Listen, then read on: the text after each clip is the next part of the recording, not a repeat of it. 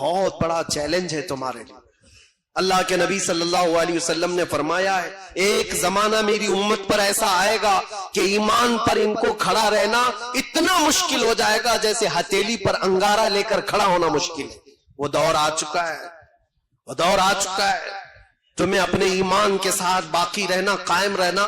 آج کا دور تو نکل جائے گا، ایسے ویسے تم بھی بوڑھے ہو جاؤ گے، ابھی موت آ جائے گی. اگلی جو نسل آنے والی ہے ان کا سوچو، ان کا سوچو. کیا آج حالات ایسے نہیں کہ کلمے پر، اذان پر، حضور کے نام پر، قرآن کے اوراق پر، مزارات اولیاء پر، اسلام کے شعائر پر، ہر چیز پر حملے نہیں ہیں؟ ہر چیز پر حملے. اور اس میں سے ایک جماعت ایسی بن جائے گی جو سیکولر بن جائیں گے.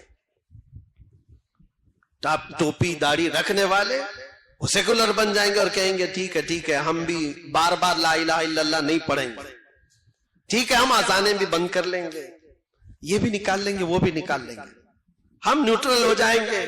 وہ ایک جماعت ایسی بن جائے گی، اللہ اس شریر جماعت سے ہماری حفاظت فرمائے. وہ منافقین کی جماعت ہوگی، منافقین ہوں گے جن کا دل کفر کر چکا ہوگا، جن کا دل غیر خدا کو راضی کرنے کے لیے اپنے خدا کو چھوڑ چکا ہوگا. آپ کا دل ایسا ہونے نہ پائے. موت قریب ہے، قیامت قریب ہے. نوجوانوں اپنے ایمان کی حفاظت کرو. قرآن میں رب تعالیٰ فرماتا ہے ان اللہ لا یغفر ان یشرک بہ ویغفر ما دون ذلک لمن یشاء. اللہ فرماتا ہے اس کے ساتھ کسی نے کسی کو شریک کیا، شرک کیا تو اللہ اس کو کبھی معاف نہیں کرے گا. اور اس کے علاوہ جو بھی گناہ کیا ہے اللہ سب معاف کرے گا. جو بھی گناہ ہوا ہے اللہ سب معاف کرے گا.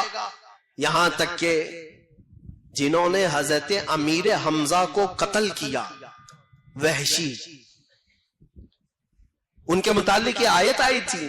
وہ آئے بارگاہ رسالت میں آپ صلی اللہ علیہ وسلم میں کہنے لگے مجھے امان دے دیجئے. حضور کے چچا کو جس نے قتل کیا ہے نیزے سے مار کر جنگ احد میں، پھر وہ حضور کی بارگاہ میں آئے، کہا مجھے امان دے دیجئے. نبی کریم صلی اللہ علیہ وسلم وہ تو اجود الناس ہے، سخاوت کے بادشاہ ہیں. دل کھول کر حضور نے فرمایا جا تجھے معاف کر دیا اور امان دے دیا. انہوں نے پھر یہ سوال کیا کہ کیا میرے گناہ معاف ہو جائیں گے؟ تب اللہ تعالیٰ نے فرمایا شرک کے علاوہ جو کچھ بھی کیا ہے اللہ معاف کرے گا. شرک کے علاوہ جو بھی ہوگا اللہ معاف کرے گا، لیکن شرک کو اللہ معاف نہیں کرتا.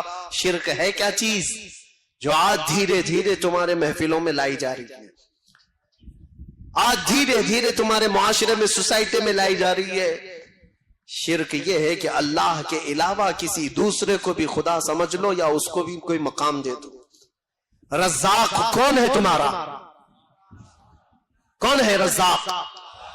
کیا کسی اور کے بارے میں بھی یقین رکھتے ہو رزق کوئی اور بھی دیتا ہے؟ کسی جگہ سر جھکانے سے رزق مل جائے گا، کسی جگہ تیل چڑھانے سے رزق مل جائے گا. اللہ رزاق حقیقی ہے، وہی رزق دے گا. بیماری وہی دیتا ہے، شفا بھی وہی دیتا ہے. اس بات پر جب تمہارا یقین ہو، جم جاؤ، تو پھر دنیا تمہیں نہیں بہکا پائے گی. ایک صاحب آئے، کافی سال پہلے کی بات ہے، کہا پیٹ کا بہت درد ہوتا تھا، بہت درد ہوتا تھا. علاج کراتا رہا. ایک سادھو ملے، انہوں نے علاج کر دیا. میں نے کہا کیسے؟ کہا گائے کا موت پلا کے. معاذ اللہ رب العالمین، اس سے صحیح کر دیا. میں نے کہا نادان تجھے پتا نہیں یہ حرام چیز میں شفا کیسے ہو سکتی؟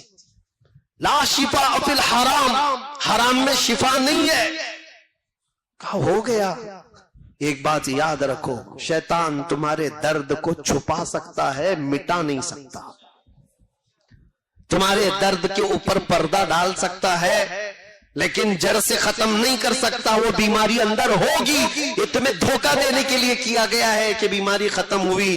حقیقت میں ہر بیماری سے شفا صرف اللہ کی ذات عطا کرتی ہے. ڈاکٹر بھی ذریعہ ہوتا ہے، ڈاکٹر بھی اور دوائی بھی ذریعہ ہوتی ہے. بعض لوگ ہم سے کہتے ہیں کہ کافی سال پہلے یہی سیم جملوں پر ایک ماڈرن آدمی نے میسج کر کے کہا تھا کہ مولانا آپ کہتے ہیں اللہ شفا دیتا ہے، اللہ شفا دیتا ہے، کہاں ہے؟ بیمار ہوتے ہو تو ہاسپٹل جاتے ہو۔ میں نے ان سے پوچھا اچھا تمہارے حساب سے کون شفا دیتا ہے؟ کہا ڈاکٹر۔ اس نے کہا ڈاکٹر۔ میں نے ان سے کہا ٹھیک ہے، میں ایک بیمار کو لاتا ہوں اور ڈاکٹر کو یہاں بٹھا دینا، دیکھتا ہوں ڈاکٹر دیکھتا رہے دیکھتا رہے دیکھتا رہے، مریض اچھا ہو جاتا ہے؟ کہا نہیں، دوائی دیتا ہے۔ کہا پھر ڈاکٹر کہاں ہے؟ وہ تو دوا صحیح کر رہی ہے، وہ تو دوائی صحیح کر رہی ہے، اور اگر دوائی چلی گئی تب بھی میں کہوں گا اگر اس کا ہاضمہ صحیح نہیں تھا، دوائی نکل گئی تو وہ بھی اثر نہیں کر رہی ہے۔ بہت سارے معاملات ہیں شک و شبہ پیدا کرنے کے لیے، لیکن ایک بات یاد رکھو، یہ سب چیزیں ذریعہ ہیں، حقیقی شفا دینے والا صرف اللہ رب العزت ہے۔ ایک دور آنے والا ہے تم پر، اللہ تعالیٰ اس فتنے کے دور سے ہماری حفاظت فرمائے۔ آج تو چھوٹے موٹے دجال آئے ہوئے ہیں، صرف چٹی نکال کے بتاتے ہیں تو لوگ چمتکار سمجھتے ہیں، سمجھتے ہیں کہ یہ چمتکاری بابا ہے، کیا کیا دکھاتے ہیں۔ ارے دور سے آیا ہے ابھی اور وہ کیا من میں لے کر کے آیا ہے، بابا پہلے سے لکھا ہوا ہے، بتا رہا ہے کہ ہم تمہارا یہ سب چیزیں بتا دیتے ہیں، اور اس کو سوچ رہے چمتکاری ہے۔ کیسے بھانپ لیتا ہے، مائنڈ ریڈنگ کیسے ہو جاتی ہے، کیسے پہلے سے پتا چلتا ہے۔ میاں سنو، یہ چھوٹا دجال ہے۔ حضور پاک صلی اللہ علیہ وسلم نے فرمایا بڑا بھی آنے والا ہے، کانیا دجال، ایک آنکھ والا۔ ارے وہ تو بارش بھی برسا کے دکھائے گا، وہ تو زمین سے پودے بھی نکال کے دکھائے گا، وہ تو مرے ہوئے آدمی کو زندہ کر کے بھی دکھائے گا۔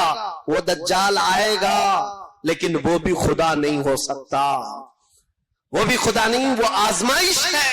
اور اس وقت بھی میرے آقا نے فرمایا تم ایمان پر جمے رہنا، چاہے وہ جتنے بھی کرشمے کر کے دکھائے تب بھی یہ کہنا ہمارا رب، ہمارا رب، بس اس پر جمے رہو، اس پر ڈٹے رہو۔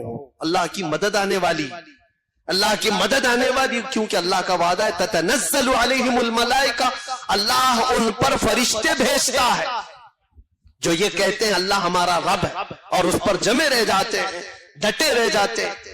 ایک صحابی رسول حضور پاک صلی اللہ علیہ وسلم کے حضرت زید بن دثنہ، کفار و مشرکین کی بھیڑ نے ان کو قید کر لیا تھا، کئی دنوں تک قید کر کے پھر ان کو مار دیا۔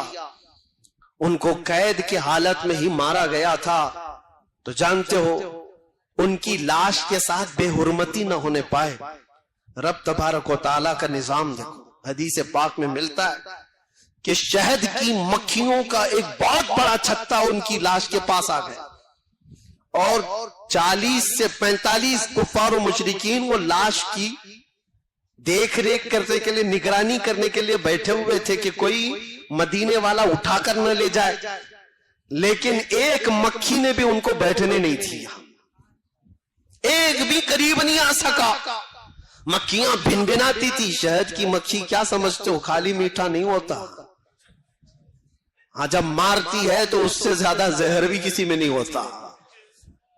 اسی لیے اعلیٰ حضرت فاضل بریلوی رضی اللہ تعالیٰ عنہ عاشق رسول ہیں، حضور کے عاشقوں کی زبان کے لیے انہوں نے خود کہا ہے ہماری زبان وہی ہے کہ ہم حضور کی محبت میں بولیں تو شہد جیسی مٹھاس، اور گستاخوں کے خلاف بولیں تو شہد کی مکھی کا ڈنک لگتا، ایک ہی ہے، دونوں چیزیں اس کے اندر ہیں۔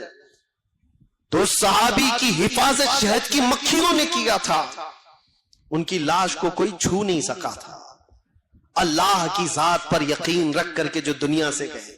اور ایک صحابی ہیں، ان کو 2 صحابہ لے کر کے نکلے تھے، ان کی بھی لاش کو کفار و مشرکین نے مار دیا تھا۔ رات کے وقت وہ 2 صحابہ لے کر مدینے جا رہے تھے، پیچھے سے 200 کے قریب گھڑ سوار آئے اور 2 لوگوں کو پکڑنے کے لیے۔ وہ جب زیادہ کفار و مشرکین آ گئے تو یہ 2 ہی صحابہ تھے جو لاش لے کر جا رہے تھے، ایک صحابی رسول کی۔ اب یہ سارے کفار و مشرکین اس صحابی رسول کی لاش کے ساتھ بے حرمتی کریں گے، اب کیا کریں، 2 ہی لوگ ہیں، दो ही लोग हैं, अब क्या करें, 200 पीछे खड़े हैं। उन्होंने वो लाश को नीचे रख दिया, जमीन पर रख दिया और जमीन से कहा यहां तक हम हिफाजत कर सकते थे, जमीन आगे तू अभी हिफाजत कर।